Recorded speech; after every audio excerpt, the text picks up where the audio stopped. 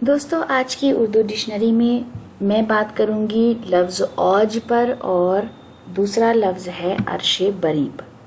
تو ان دونوں الفاظ کی تفصیل آج آپ کے ساتھ اس ویڈیو میں شیئر کر رہی ہوں. سب سے پہلے بات کریں گے لفظ اوج پر، الف واو جیم، جس کا مطلب ہوتا ہے بلندی، اونچائی، ارتفاع، مرتبہ، عروج، شان و شوکت اور ترقی.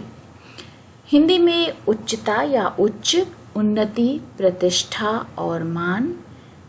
انگلش میں اس کے لیے ہائیسٹ پوزیشن، رینک اور ڈگنیٹی، ہائیسٹ پوائنٹ، سمٹ، زینت، ٹاپ، پیک اور سپیریئرٹی جیسے الفاظ ہم استعمال کرتے ہیں. مثال کے لیے ایک جملہ ہے، خدا کسی کسی کو ہی عزت کا اوج دیتا ہے، یعنی عزت کی جو پیک ہے، جو ہائیسٹ رینک ہے، وہ خدا کسی کسی کو ہی اس عزت سے نوازتا ہے.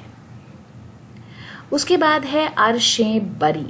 عرش کا مطلب آپ جانتے ہیں آسمان، تو عرش بری تخت الہی، خدا کا عرش، ایشور کے سنگھاسن کا استھان اور دا ہائیسٹ ہیون. تو یہ ہے عرش بری.